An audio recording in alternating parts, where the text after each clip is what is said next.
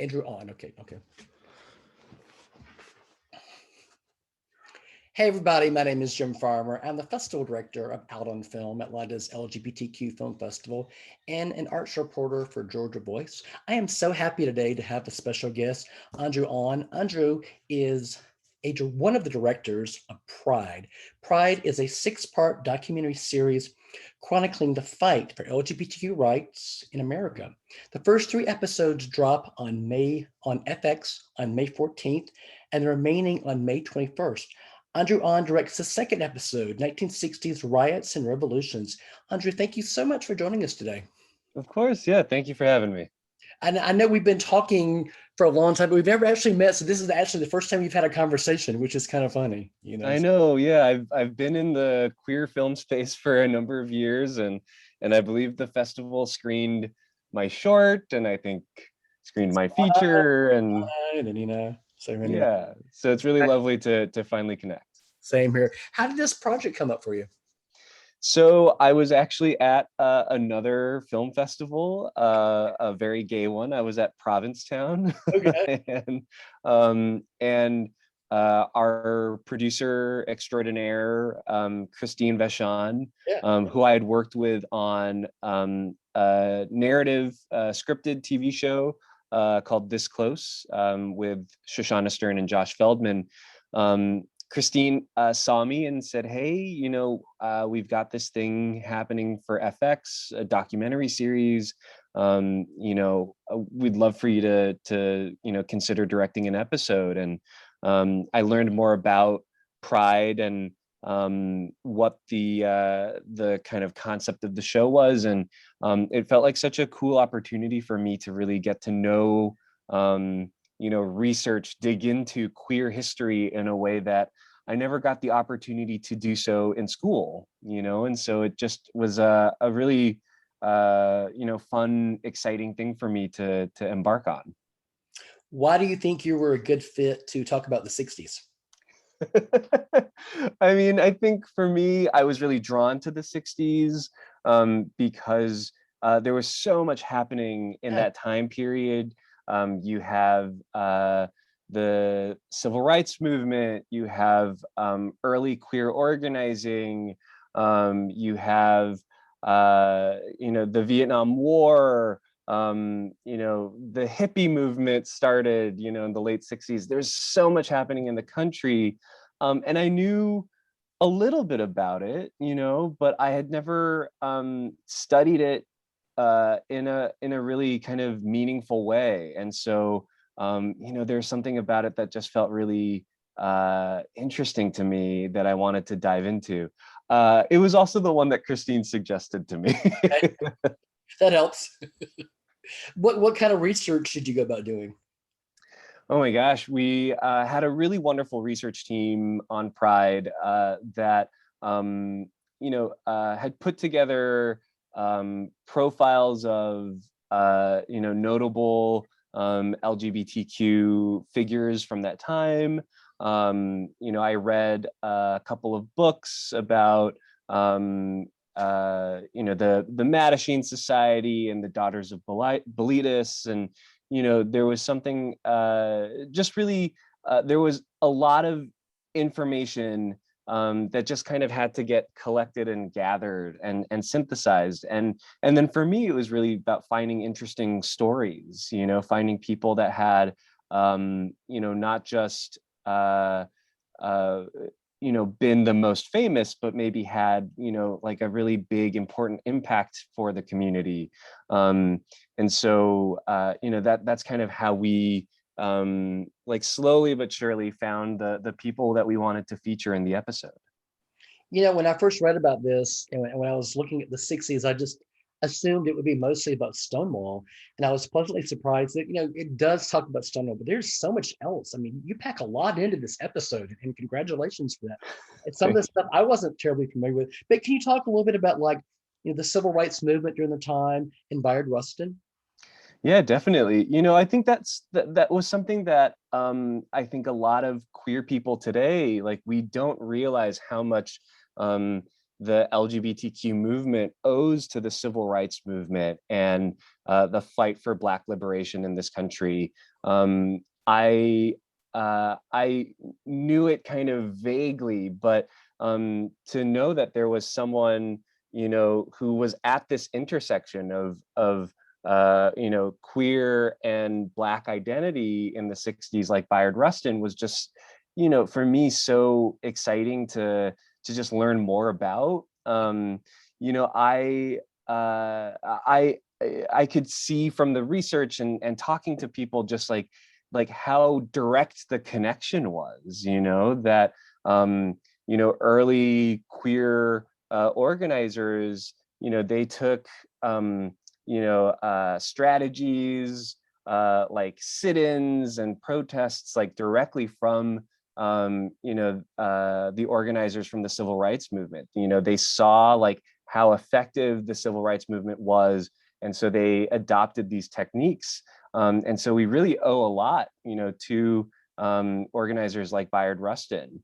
It's interesting that you mentioned Stonewall. That is something I think everybody was expecting. Well, like, oh, it's going to be a Stonewall episode, and I think Stonewall is rightfully considered this like watershed moment in queer organizing, but there was so much happening before that people don't know about, and that was something that I wanted to shine a light on in this episode, was the organizing, the community building that was occurring throughout the 60s, that helped kind of set the stage for an event like Stonewall to really launch us into the next phase of the LGBTQ movement. Sure. You're also able to talk about transgender rights as well in this episode. Yeah, so one of the subjects that we follow is Flawless Sabrina, who is maybe most famously known for this documentary called The Queen, which was made in the 60s. And Flawless was a drag pageant organizer.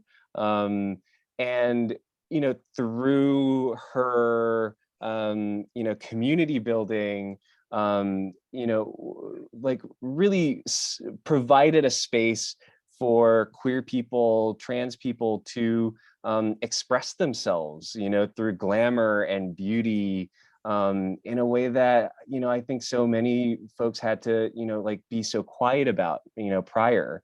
And so, to get to, talk to people who knew Flawless, and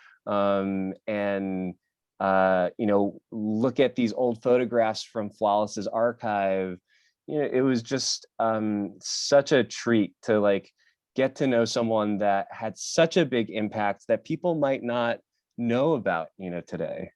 It's funny because everybody knows Paris is Burning, but not nearly Mm-hmm. people know the Queen, which is so sad.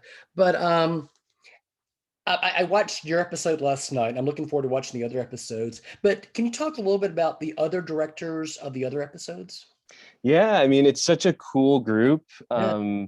I don't want to forget anyone, so I'm gonna try. And, we have Alex and Anthony, we have Ro Haber, Yancey Ford, Cheryl Dunye, Tom Kalin. It's just like a really diverse, like interesting group of filmmakers who, we each have our own like style, and we each have our own interests, our own experiences, that we're bringing to each episode. I think it's a really like kind of fabulous way to like celebrate the diversity of our history and our community by reflecting that in the filmmakers who got to put it together.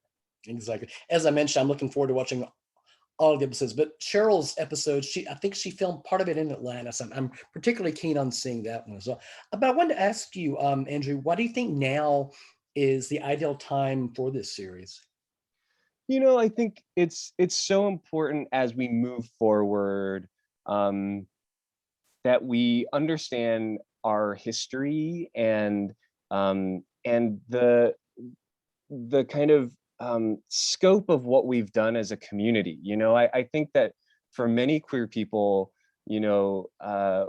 as we're coming of age, we often think like we're the only ones, there's a loneliness, that comes with, understanding like, oh, I'm queer, I'm different from others, um, and for me, I think this history just really allowed me to feel a sense of community, not just, with the people around me, but with the past. And that's given me so much strength to feel like there's um uh energy, generationally to like move forward and make progress. It's not just my fight, it's, my queer ancestors. And that for me is just it puts a lot of excitement and momentum into something that like, oh yeah, like I don't have to start this from scratch, like I'm not starting this from scratch actually. And that to me is just you know it it it's inspiring. I wanted to ask you about Spa Night because obviously Spa Night was huge for you. But can you talk a little bit about Spa Night and how it really accelerated your career?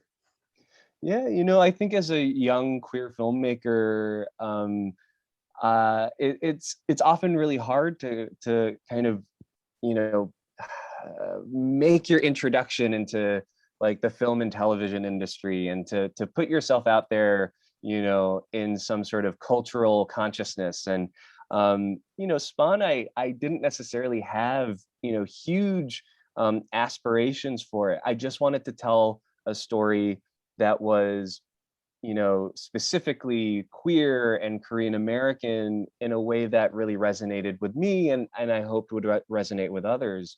And when I, finished making it with my team, we put it out there and we said, okay, well, we'll see what happens. And we, got into Sundance, and we got distribution from Strand Releasing, and, we played at festivals like yours. It just was so kind of beyond my, expectations, like my wildest dreams. Like I was like, wow, like I this isn't just a project, it's a career. And it was from Spa Night that I got to meet, producers like Christine Vachon, who would think of me for future projects like This Close and Pride.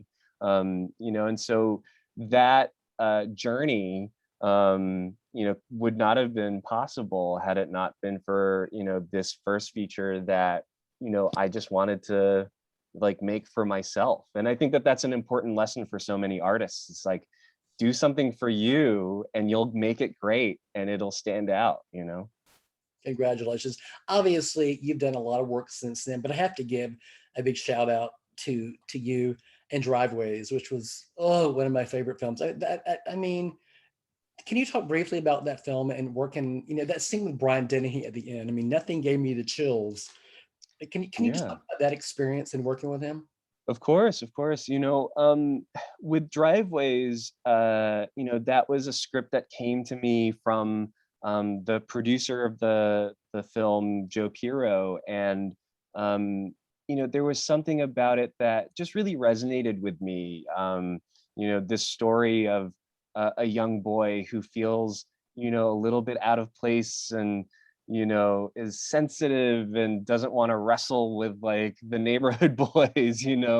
I really saw myself in this character, Cody.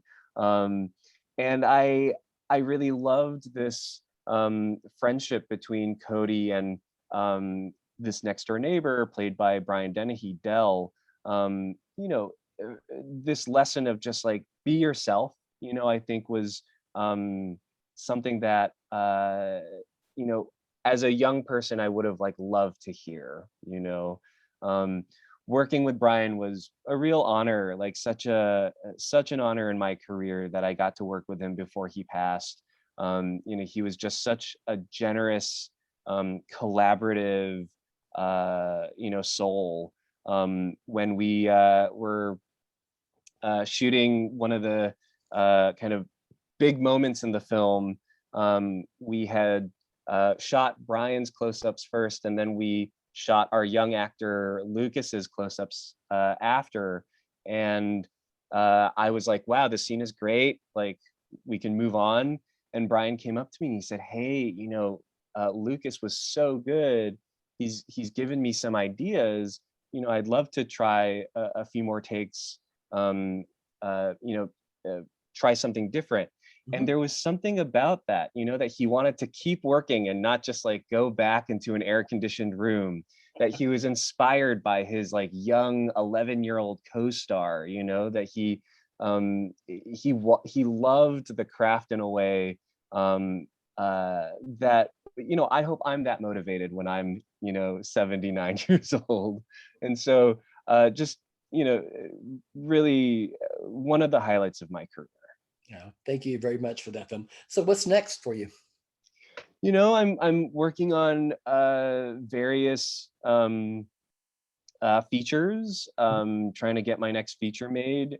Television is a really wonderful place to tell a variety of stories. I'm so glad to have met the teams of the television shows that I've worked on. To work on Pride with Alex Stapleton, our showrunner, was just like such a great experience. I do really like love making movies, where like you can tell a story from beginning to end. So I'm working on a few things that are gay. I'm working on a few things that are Asian American. I'm working on a few things that are both and some that are neither. um, but I think about filmmakers like Todd Haynes and Ang Lee, who just have so much fun in their careers doing different things in different genres, but there's always still kind of a uniquely like them, quality to their filmmaking. That's what I hope to do with my career. Oh, great. Thank you so much. Pride debuts on FX May 14th, the first 3 episodes. The following 3 episodes debut on May 21st. Again, Andrew's episode 1960s, Riots and Revolutions, is amongst those 3 that debut May 14th. Andrew, thanks so much for talking to us today. I really, really enjoyed the episode. I'm looking forward to watching the others as well. So thanks so much for your time. Thank you. You have a great day. You too. Thanks so Thank you much. both. That was awesome. One second.